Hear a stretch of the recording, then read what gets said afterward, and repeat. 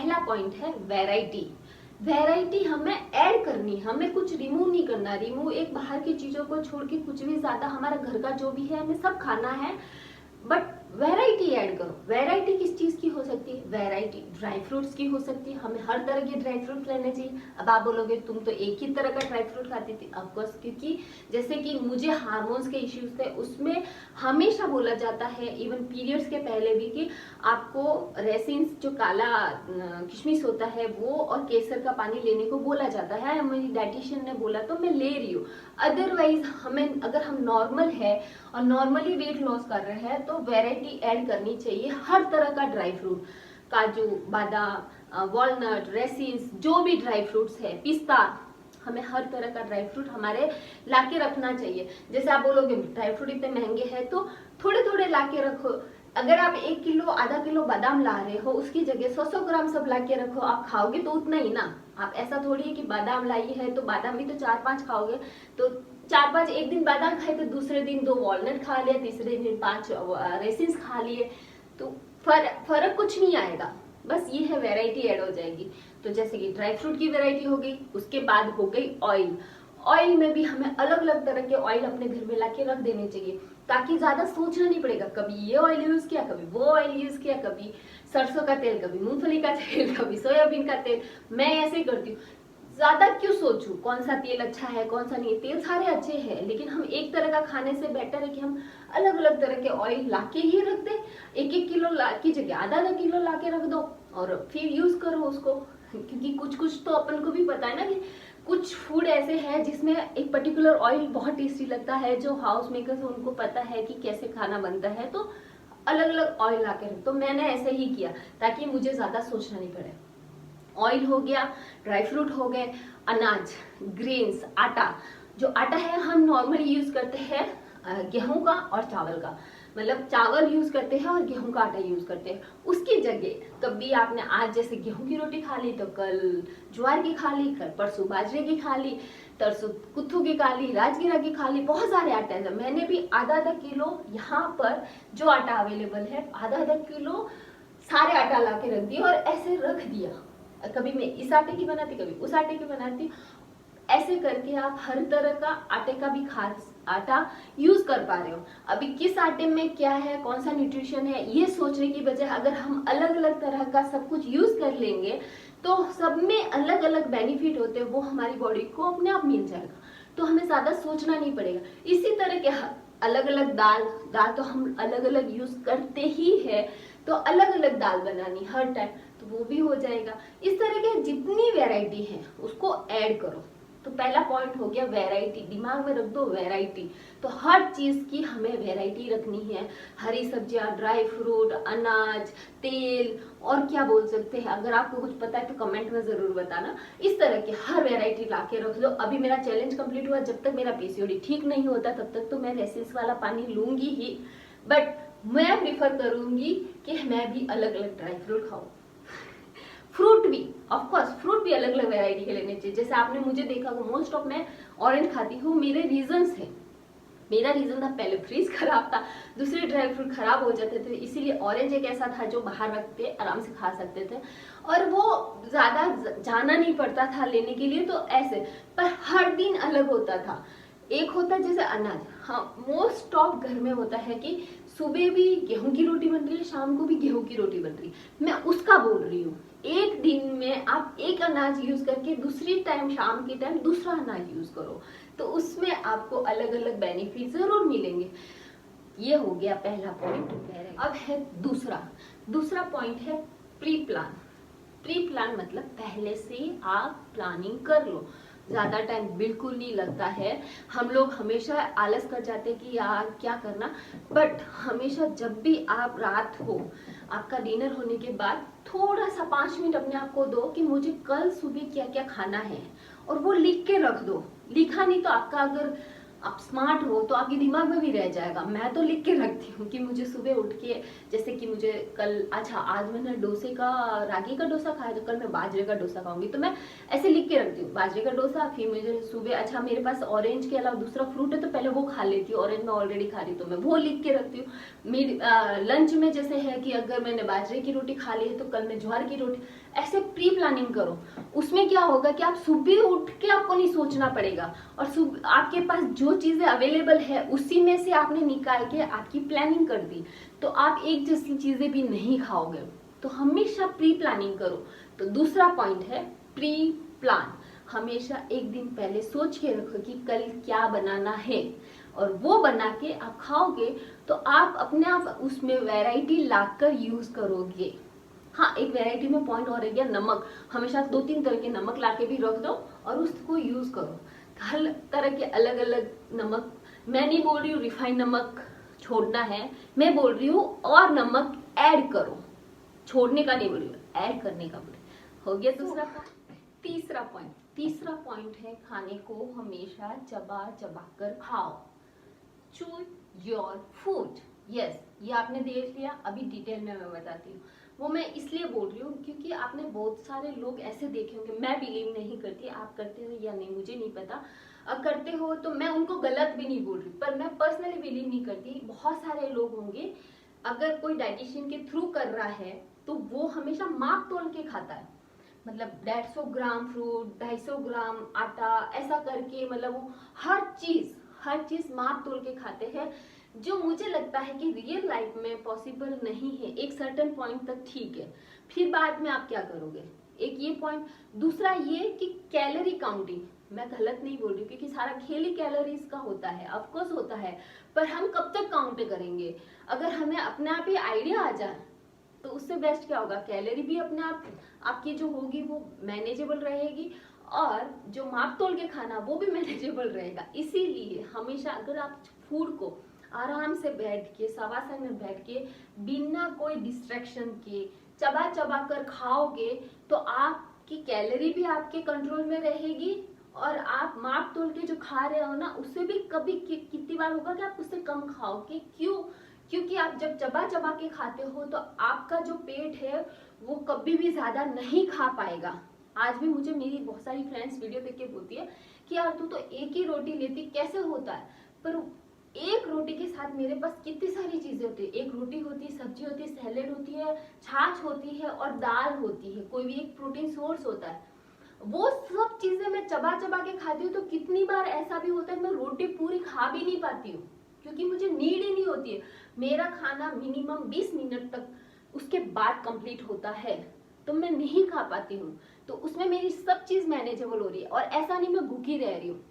हाँ, ये और एक चीज है, कितनी कैलोरी आप काउंट करके खाते हो या माप तोल के खाते हो, तो कितनी बार ऐसा होता होगा कि मैंने आज ज्यादा एक्सरसाइज किया, कुछ भी हो, मुझे ज्यादा भूख लग रही है, तो मुझे अगर ज्यादा भूख लग रही है और मैं कैलोरी काउंट करके, जैसे कि एक रोटी में 100 कैलोरी या लगभग 80 कैलोरी होती है और मुझे वो ही खानी है, पर मैं कैलोरी काउंट करके अगर वो रोटी खा रही हूँ और मुझे और चाहिए रोटी, तो आप क्या करोगे? आप नहीं खा पाओगे क्योंकि आपने कैलोरी काउंट किया, आपकी डाइटिशियन ने मना किया, आप खुद ने मना किया, जो भी है, तो आप नहीं खा पाओगे। तो इसमें आप क्या कर रहे हो, आप अपने आप को भूखा रख रहे हो, जो बिल्कुल सही नहीं है। कितनी बार ऐसा होता है, इसीलिए हमेशा कैलोरीज को इतना भी इम्पोर्टेंस नहीं देना चाहिए। दूसरी चीज, आज मुझे भूख नहीं लग रही है, मुझे भूख बिल्कुल नहीं लग रही है, बट मुझे खाना है तो चलो थोड़ा सा खा लूं, तो मैं सिर्फ आधी रोटी की ही मुझे भूख है या एक रोटी की ही भूख है और मुझे खानी है 2 रोटी या 1 रोटी, तो वो हो गई ओवर ईटिंग, क्योंकि आपका दिमाग नहीं लगाया, आपने कैलोरी और माप तोल इन दोनों चीज को साथ में रखा, और उसमें जो रोटी बोली है 1 रोटी या 2 रोटी वो आप खा रहे हो, पर आपके पेट में भूख सिर्फ आधी रोटी की या 1 रोटी की उतनी ही है, तो आप क्या कर रहे हो, ओवर ईटिंग। इसीलिए इन दोनों चीजों को हटा दो, इन दोनों चीजों पे इतना फोकस मत करो, अपने आप पर फोकस करो, अपनी जुबान पर फोकस करो, उसको बोलो कि मेरा खाना चबा चबा के खाए, उसको टेस्ट लो, और जितनी आपकी भूख है उतना खाओ, जरूरी नहीं है कि हर टाइम आप एक रोटी खा रहे हो तो दूसरे दिन भी आपको एक रोटी की ही भूख होगी। हो सकता है आपको 2 रोटी की भूख हो सकता है आपको आधी रोटी की ही भूख हो। तो वो कैलोरी और माप तो नहीं बताता है, आपका आपका खुद का शरीर बताता है कि मुझे कितनी भूख है। आप खुद बताते हो। इसीलिए हमेशा खाना अगर चबा चबा के खाओगे तो वो लाइफ लॉन्ग चलेगा, लाइफ लॉन्ग। क्योंकि एक टाइम पर अगर आपको आदत पड़ जाएगी ना तो आप चाह के भी फटाफट नहीं खा पाओगे, क्योंकि आप यूज टू हो गए हो उस चीज के।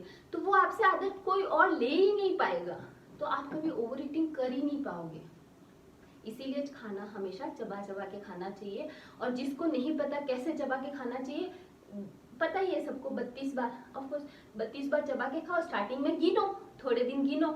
हाँ 32 बार ऐसा नहीं है, कितनी बार होता है कि कोई होता है जो बाइट बड़ा लेता है, कोई होता है छोटा लेता है।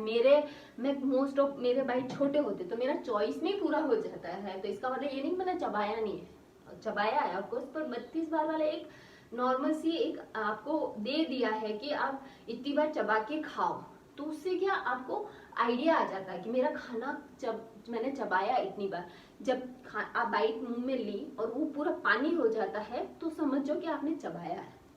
इसी तरीके से हर चीज, जरूरी नहीं सिर्फ रोटी, चावल हो जाए, फ्रूट्स हो जाए, सैलेड हो जाए, कुछ भी चीज हो, उसको चबा चबा कर खाओ। चबा चबा कर खाने के बहुत सारे फायदे हैं, इसके भी बहुत सारे वीडियोस हैं। मैं रिकमेंड करूंगी माधवन सर का, जो हमारे मूवी स्टार है माधवन सर का, उनका एक वीडियो है यूट्यूब पे, आप चाहो तो मैं लिंक दूंगी, वो देखिए। उन्होंने 40 टाइम्स बोला हुआ है। एक संदीप महेश्वरी सर का, उन्होंने 30 टाइम का पूरा फॉर्मूला बताया है, वो देखिए। आपको बहुत आइडिया आएगा उस चीज से कि कैसे फर्क पड़ता है। सिर्फ ये चीज करने से भी फर्क पड़ जाता है। ये चीज करो, घर का खाओ, ज्यादा सोचो मत, तो भी फर्क पड़ेगा। तो ये मेरा पॉइंट है। ये दोनों लिंक मैं जरूर दूंगी, आप प्लीज जाके ये वीडियोस तो जरूर देखना। चौथा पॉइंट, पहले पानी पी लो। चौथा पॉइंट है टाइम मैनेजमेंट। यस, आप हर चीज को टाइम से खाओगे तो वो भी आपको बहुत बड़ा फायदा देगी। क्यों? एक हमारा पहले का ही मतलब एक बोल सकते हैं कि बहुत पूर्वज टाइम से चला आ रहा है, पारंपरिक तरीके से चला आ रहा है कि लोग पहले गांव में सुबह जल्दी उठते थे और जल्दी सोते थे। आज भी मोस्ट ऑफ ऐसा ही है, क्योंकि मैं भी गांव से हूँ और मेरे पर दोनों तरफ फर्क है। मेरे मम्मी पापा भी, जैसे एक गांव, मेरा पियर भी गांव में है, मेरा ससुराल भी गांव में है, बट मेरे ससुराल में और मेरे पियर में बहुत फर्क है। मेरे ससुराल में टाइम मैनेजमेंट नहीं है, लेट तक सोते हैं क्योंकि पापा का काम वैसा है। पर मेरे ससुराल में हमारा फिक्स टाइम है 5 साढ़े 5 बजे सुबह उठना और रात को लास्ट टू लास्ट 10 बजे तक सोना। मोस्ट ऑफ को और सोए या नहीं सोए, मेरे सास ससुर, मेरे मम्मी जी, पापा जी ऑफकोर्स उस टाइम तक सो जाते हैं। थोड़ा सा ऊपर नीचे होता है, इट्स ओके, बट ये मुझे सबसे बेस्ट टाइम लगता है। मैं भी इसी चीज को फॉलो करती हूँ और मेरा शेड्यूल भी इसी तरीके से चलता है। जैसे कि अभी लॉकडाउन है इसलिए हम 6 बजे तक उठते हैं, अदरवाइज अहमद की जॉब के हिसाब से सुबह जल्दी ही उठना होता है और रात को जल्दी ही सोना होता है। पर मैं ये नहीं बोल रही कि सबका ये चीज पॉसिबल है, बट जो भी पॉसिबल है, जैसा भी है, उसी के हिसाब से आप अपना टाइम सेट करके रखो। फॉर एग्जाम्पल मैं सुबह का दूंगी क्योंकि मैंने वो एक्सपीरियंस किया हुआ है। फॉर एग्जाम्पल मैं सुबह 6 बजे उठती हूँ तो मेरा उठते ही होता है कि मैं पानी पीऊँ। अभी तो चलो मैं दूसरा पानी पी रही हूँ, पर मैं नॉर्मली पीती हूँ सिर्फ नॉर्मल वार्म वाटर। तो सुबह उठते हुए पानी पीती हूँ। पानी पीने के विद इन 10-15 मिनट में मैं अपना ड्राई फ्रूट लेती हूँ या फ्रूट लेती हूँ, बट मैं मोस्ट ऑफ ड्राई फ्रूट लेती हूँ। उसके आधे घंटे बाद में या 1 घंटे बाद में ब्रेकफास्ट करती हूँ। उसके 1.5 घंटे बाद में मैं मिड मील लेती हूँ, जो मैं पहले नहीं लेती थी। मैंने अब सीखा है और अब मैं कोशिश करूंगी कि मैं लूँ। और उसके 1-1.5 घंटे बाद में मैं लंच लेती हूँ। फिर 2 घंटे के बाद में वापस आफ्टरनून स्नैक कुछ भी होता है वो लेती हूँ। और उसके 2-3 घंटे बाद में मेरा डिनर हो जाता है। और मुझे अगर भूख लगे, अभी मैंने नहीं लिया बट मोस्टली मुझे भूख लगे तो मैं रात को सोने से पहले दूध पी लेती हूँ। ये टाइम, इसको बोलते हैं टाइम मैनेजमेंट। ये मेरा टाइम है। इतने इतने गैप में मैं खाती रहती हूँ। उसके रीजन बताती हूँ क्यों। क्योंकि आप अगर इतने गैप में, थोड़े थोड़े गैप में थोड़ा थोड़ा खाते रहोगे तो आपका क्या होगा कि अगर आपने सुबह उठ के कुछ नहीं खाया, सिर्फ पानी पिया और फिर आप बीच में कुछ भी नहीं खा रहे हो लंच तक, तो आप क्या करोगे, यहाँ से वहां तक जाते जाते आपको बहुत तेज भूख लगेगी और वहां जाके आप कर लोगे over eating. Yes, over eating आपकी ऑफ कोर्स होगी क्योंकि आपको यहाँ तक भूख नहीं लगी है, पर धीरे धीरे आपकी भूख बढ़ जाएगी और आप एकदम खाने पे टूट पड़ोगे। ना आप चबा चबा के खाओगे, ना आपको सोच समझ के खाओगे, बस खाओगे। जितना आपका पेट है, आपको अपना पेट इतना ही है, उसके ऊपर इतना सारा आप भर दोगे और फिर आप लोगे डकार और फिर उससे और क्या हो जाएगा, यहाँ से भी फिर आपका एकदम पेट फुल हो गया, आपको लास्ट 4-5 बजे तक भी भूख नहीं लगेगी क्योंकि आपने ओवर ईटिंग की है। सिर्फ आप पानी पीते रहोगे वो भी, और ऐसा लगेगा मेरा पेट एकदम फुल है, मेरे को भूख नहीं है। फिर आप करोगे डिनर के लगभग आने तक आपको एकदम तेज भूख लगेगी, या थोड़ी देर पहले एकदम तेज भूख लगेगी और आपका डिनर अभी तक नहीं बना है, तो आप उस टाइम, जो मोस्टली रात को नहीं करना चाहिए, उस टाइम आप कुछ ना कुछ गलत उठा के खा ही लोगे और फ्रीज में जो भी पड़ा है या बाहर हो, तो ये मोस्ट ऑफ के साथ हुआ होगा। आप लोग इमेजिन भी कर रहे होंगे कि हाँ ये सही बोल रही है, ऐसा होता है। इसीलिए टाइम से टाइम थोड़ा थोड़ा थोड़ा थोड़ा हम खाते रहेंगे तो हमें कभी भी ओवर ईटिंग नहीं कर पाएंगे, क्योंकि हमें भूख लगेगी ही नहीं, उतनी ही भूख लगेगी, उस टाइम तक उतनी ही भूख लगेगी जितना आप खा सकते हो, क्योंकि आपको पता है 1.5-2 घंटे बाद मुझे वापस खाना है, तो आप कभी भी ओवर ईटिंग नहीं कर पाओगे। और आप चबा चबा के खाओगे तो आप वैसे भी ओवर ईटिंग नहीं कर पाओगे। इसीलिए टाइम मैनेजमेंट, आपका जो भी टाइम हो उस टाइम से जो भी हम लोग खाते हैं, जैसे खाते हैं वो वैरायटी ऐड करके सोच के रख लो। और अगर बाहर जा रहे हो तो छोटे छोटे टिफिन, अभी तो मोस्ट ऑफ ऐसा ही होता है, पहले होता था एक डिब्बे ही लेते थे जिसमें 3 खंड होते थे, रोटी सब्जी और कुछ और लेते थे, या दोनों में रोटी भरते थे। अभी बहुत लोगों को मैंने देखा है छोटे छोटे डिब्बे लेते, एक में ड्राई फ्रूट, एक में फ्रूट, एक में रोटी, एक में चावल दाल सब्जी, ऐसे लेके जाते हैं और स्नैक्स लेके जाते हैं। वैसे तैयारी करके आप लेके जा सकते हो। तो time management is important. Yes, 5वां पॉइंट और लास्ट पॉइंट मैंने बहुत इजी वे में बताया, होप सो आप लोग समझे होंगे। 5वां पॉइंट है एक्सरसाइज और एक्टिव। अब आप लोग सोचे होंगे कि ये दोनों एक चीज है, नहीं, बिल्कुल एक चीज नहीं है। एक्सरसाइज होता है जैसे आपने योगा किया, स्विमिंग किया, रनिंग किया, जिम में गए, उसको बोलते हैं प्रॉपर एक्सरसाइज, ठीक है। जैसे सूर्य नमस्कार, ऑफ कोर्स वो भी योगा में काउंट होता है। और एक्टिव होता है जो पूरे दिन आप एक्टिव रहते हो, लाइक आप बैठे नहीं रहोगे, आप सोते नहीं रहोगे, उसको बोलते हैं एक्टिव रहना। लाइक आप घर के काम कर रहे हो, ऑफिस में हो, थोड़ी देर बैठे वापस उठ के गए, कुछ करने गए, हर काम छोटी बड़ी चीजें आप खुद से कर रहे हो, उसको बोलते हैं पूरे दिन एक्टिव रहना। तो इन दोनों चीजों को कभी नहीं मिलाना चाहिए। एक्सरसाइज अलग होती है जो हमें करनी ही पड़ती है। मैं एक और चीज इसमें बोलना चाहती हूँ, मैंने बहुत सारी औरतों को ऐसा देखा है जिसको बोलते हैं कि एक्सरसाइज करनी चाहिए, तो बोलते हैं यार मेरा तो पूरे दिन इतना काम हो जाता है कि मेरी तो एक्सरसाइज ऐसे ही हो जाती है। उसको एक्सरसाइज में काउंट बिल्कुल मत करो।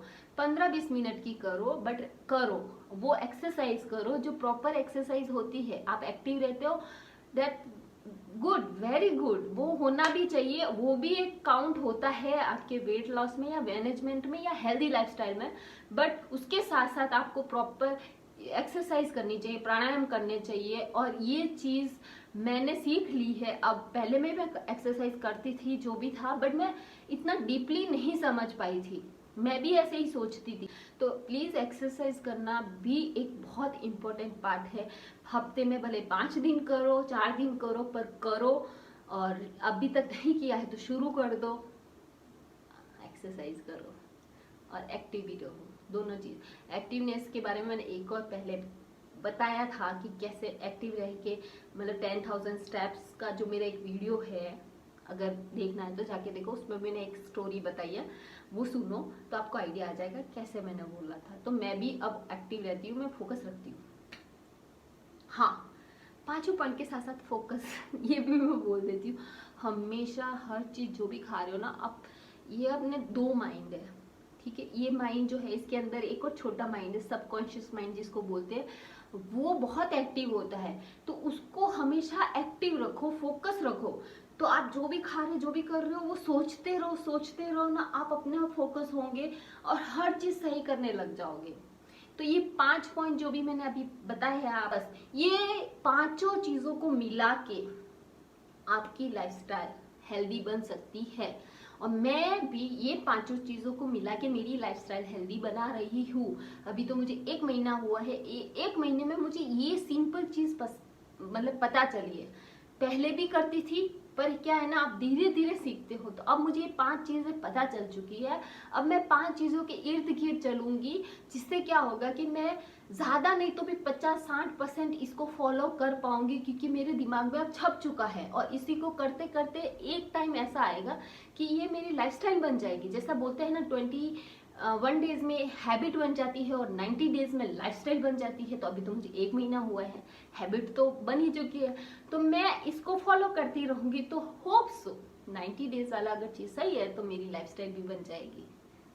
यही 5 पॉइंट बताने थे। और अब हम बात करेंगे दूसरा मेन पॉइंट, जो है सूर्य नमस्कार। And I really admire, I am so thankful कि मुझे इस चीज के बारे में पता चला। सिर्फ हम बात करेंगे सूर्य नमस्कार के बारे में, और बहुत सारे इसके मिसकंसेप्शंस भी है। जो लोगों ने क्या किया, एक सही चीज बता के उसमें थोड़ी सी गलत चीज भी ऐड कर दी है। मैंने 1 महीने जो एक्सपीरियंस किया, मैंने भी YouTube के सारे सूर्य नमस्कार के वीडियोस देखे, और वो उन्होंने जो पॉइंट्स बोले हैं वो वाले मैंने रियलिटी में थोड़ा ट्राई किया, और वो हुए या नहीं वो मैं बताऊंगी, और किसने क्या बोला वो भी मैं बताऊंगी। अगर आपको देखना है कि सूर्य नमस्कार के क्या फायदे हैं और दूसरे लोगों ने क्या ज्यादा बोला और रियलिटी क्या है, तो जरूर देखना। Okay, so now bye. और बाय से पहले मैं बता देती हूँ, ये सब मेरा एक्सपीरियंस है। I am not a dietitian, I am not a professional ना। अगर किसी ने भी फॉलो किया और उसको अगर रिजल्ट मिला तो मैं सबसे ज्यादा खुश होंगी।